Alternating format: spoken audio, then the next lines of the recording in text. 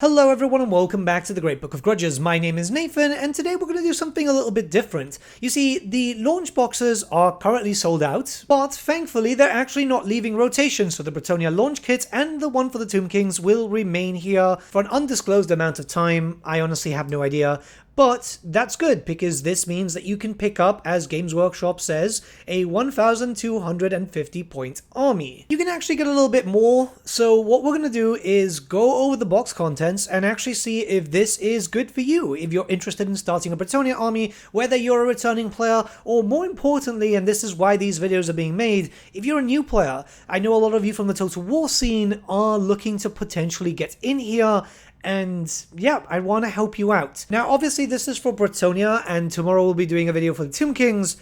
If you're interested in other races, I'm sorry, but you're going to have to wait a little bit. It's just a weird thing that Games Workshop are doing staggered releases, which I guess makes sense because, well, the factory can barely handle this, I guess, so could you imagine if all the other races were involved too? But yeah, with all that being said, yeah, let's begin. So we're strictly going to talk about the miniatures and not everything else, as, well, the other stuff is more of a bonus.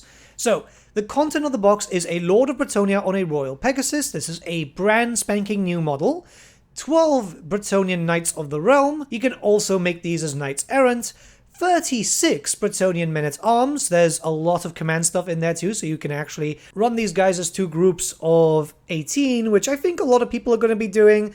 And then you've got 24 Bretonnian Peasant Bowman with 2 defensive stakes. The defensive stakes do have rules, by the way. And finally, 3 Bretonnian Pegasus Knights. It's not a bad kit, 76 miniatures total. And essentially what you're getting here is heavily armored horsemen, some pretty good frontline melee. Well, they're not great, but they're there to be atop it. You've got very long bows because they've got 30-inch range, and you've got a lot of mobility both with your character and your Pegasus Knights. This is a really good kit, mostly because it's incredible mobility. So what we're going to do now is look at the possible point values and see how much you can actually get from this box. This will help you determine if it's worth it. Keep in mind that the grand majority of players will likely be playing 2,000 point games, and any events will likely be around that area too. We'll start off with the Lords of Bretonnia. So this can be either a Duke, a Baron, or a Paladin. It has access to a lance, it has access to a sword. Also, it can be assumed that you'll run this as a Duke, as it's got the better stats, and when you're starting off fresh, you kind of want the one with the better stats to be able to do the most amount of damage. So baseline, that's 175 points. Just for the sake of letting you guys know, the Baron and the Paladin is 160 points respectively. As it's mounted, you're going to bring a lance, which is a plus extra 4 points, and obviously you'll want to bring a shield also, which is an extra 2 points. A Duke can also bring up to a total of 100 points worth of items, and you can take a Knightly Virtue, which has its own point cost. We're not going to put a point value here because they do vary. And then the Royal Pegasus is plus 60 points, which in all honesty isn't too bad, especially for a flying mount. So yeah, you're pretty much golden there. You're pretty much locked to putting him on the Royal Pegasus, by the way, but it's not a bad thing considering that it gives you plus 1 toughness and plus 1 extra wound and gives your character the ability to be able to fly. Next would be your Peasant Bowman. So these guys are 5 points a model, and then you can kit them out with full command, which is plus 7 points, plus 5 points, and plus 5 points. That's for a champion, a standard bearer, and a musician. You can give all these units light armor if you so wish, and that's only if you are going to expect them to get attacked, because a 6-up armor save is still crap, but it's better than nothing. That's 1 point per model. And finally, if you want to bring in some defensive stakes, or even give your guys flaming attacks, the defensive stakes are there to basically just make sure that enemy cavalry takes some damage, as they'll have to take a dangerous terrain test to actually charge you. That's for 10 points. Or if you want flaming attacks, if you're dealing against some enemies that have the flammable special rule, this would be wood elves, mostly with the trees. That's an extra 20 points for the whole unit. These naturally come in the kit anyway, by the way. You've got the braziers and the defensive stakes, and if you need more in the future, don't you worry, it's the same cast as the old one, so when they release the Peasant Bowman by themselves, every kit you buy will have 4 more of these. Also, if you buy extra 25mm bases, this is a good hint, by the way, or if you're good with a 3D printer and want to just make them yourself, that's fine, because you actually have a lot more stakes and a lot more braziers in this kit. So you could potentially make 3 or 4 if you so wish. You don't need that for the archers because you'll only really need 2, but just in case, right? It's always good to have and not need, especially if you start getting some more Peasant Bowmen. So as a unit, these guys aren't really the best. I mean, they're longbowmen, they can shoot from 30 inches, but they're not really going to be doing a lot of damage.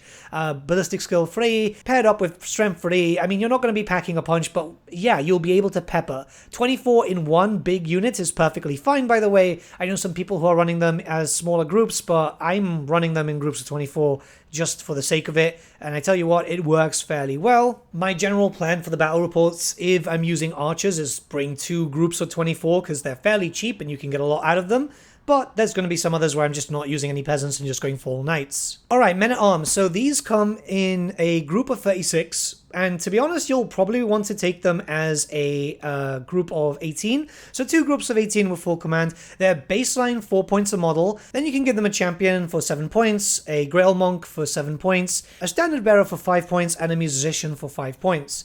The full command stuff, don't worry, we're going to get into when we do the How to Play series, but yeah, it's kind of useful. And for 25 points, then you can get the Blessed Triptych. This is with just the monk, it's an upgrade for him, and believe me, it's actually useful because it gives you a unit stubborn, which is a good rule. Don't worry, again, we'll be going over those rules with time. Now, I'm going to be very honest with you, these units aren't really that good. They're a filler unit, and they're also a top hit, but don't expect these to be wonderful in combat. The great thing about them, however, is that they do have polearms, which you have 2 different types of stances with them. You can either have them fighting in extra rank or allowing them to get an extra bit of strength and some AP damage. So yeah, I mean, that's pretty damn good. For a basis of a start, this is great, and if you ever get some characters that are on foot, you can have these there basically just for the men-at-arms to act as extra wounds for your character, essentially. For a starting point, they're not the best unit, but it definitely fluffs up your forces. Alright, we get 12 Knights of the Realm too, and now these are very good. You can turn them into Knights Errant also, but I would suggest against it. If you're getting this box, use them as Knights of the Realm, because Mounted Knights of the Realm are pretty tasty, and then if you get other Knights, which I imagine that you will, because you'll want to make these forces a little bit larger, you will probably then start turning them into Knights Errant too. They're just as good, a little bit worse in terms of leadership, but Knights of the Realm are the best way to start. So the Knights of the Realm are 24 points a model, and then you can upgrade one to be your first knight for 7 points, your standard bearer, again 7 points, a model to be a musician to be 7 points. You can get some items and so on, magical standards, but we're not going to really get into that just yet. This is going to be just baseline to get used to everything. So already you've got 2 groups of 6 here. They're pretty good. First charge, finest war horses, pretty much everything that you can expect from a Bretonnian formation. They come with Lancers naturally, and keep in mind that Lancers make them do a lot more damage when they're in the charge.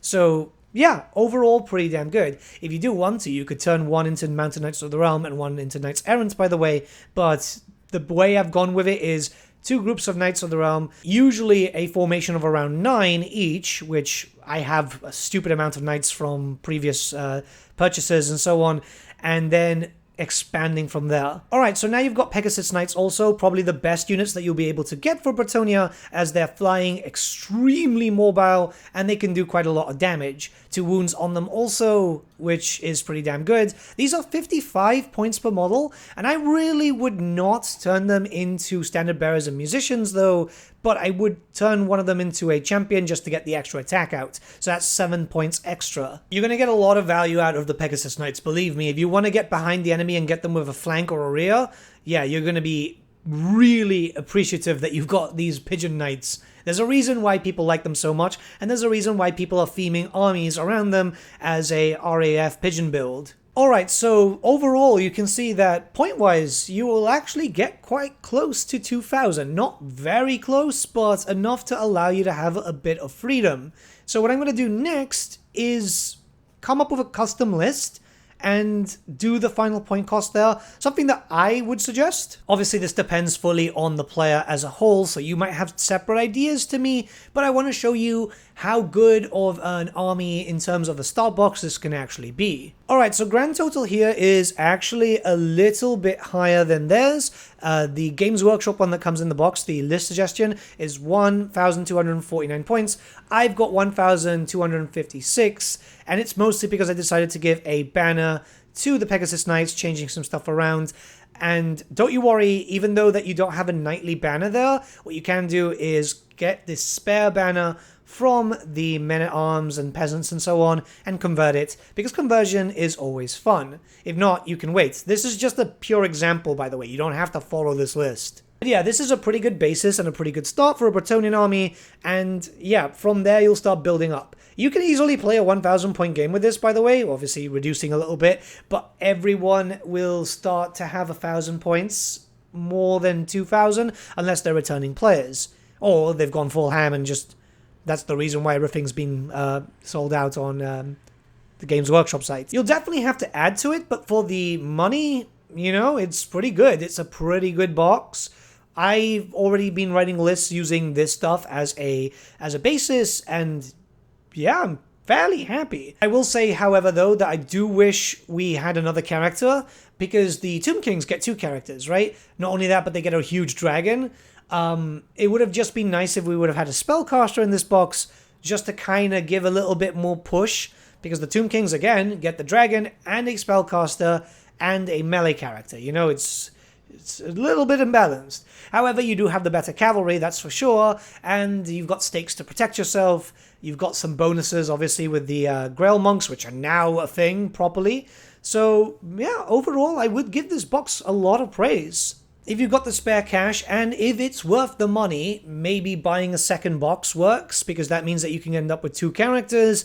That means that you can boost up both of your units from 6 to 9, or you can then start bringing in some Knights Errant, which Knights Errant are quite popular. Keep in mind that you can only bring 1 Knights Errant per unit of Knights of the Realm. This is why I decided to do 2 Knights of the Realm here. It then allows you to bring in 2 Knights Errant in the future.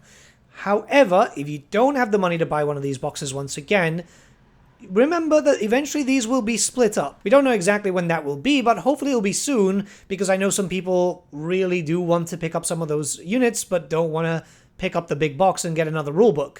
That's the problem. Now, the stock kits are always going to be the best value for money, don't get me wrong, but yeah, you know, some people just don't want the extra book there. It's a bit of a waste of paper. Getting a spellcaster will be very useful. You can have her either on foot with one of your men-at-arms units or with your archers, or have her mounted and join up with your knights, because you can put them attached on the side.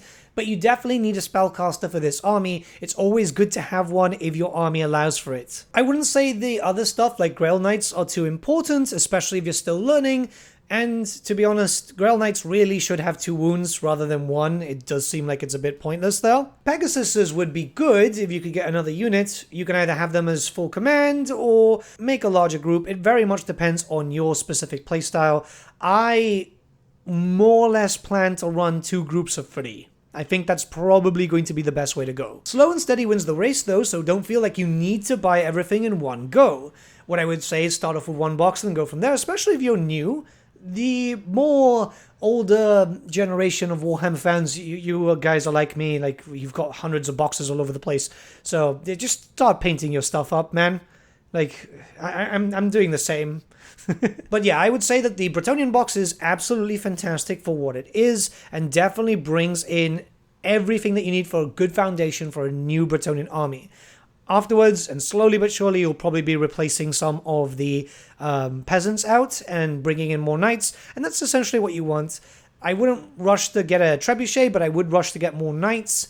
The trebuchet is just, artillery stuff is very finicky, and more often than not, you're going to be missing than actually hitting your target. But yeah, let me know what you guys think in the comments below. Is there anything in specific that you want to know about the Bretonnian box, or my thoughts on something? Just ask them in the comments. I'm more than happy to answer them. I'll see you all again very, very soon. We've got a few things coming in tomorrow. This video is probably coming out late because I am super behind schedule with a lot of other stuff. This one was kind of like, oh, I'll put this into the schedule, but not have the time for it. But yeah, see you guys very, very soon. Have a good day.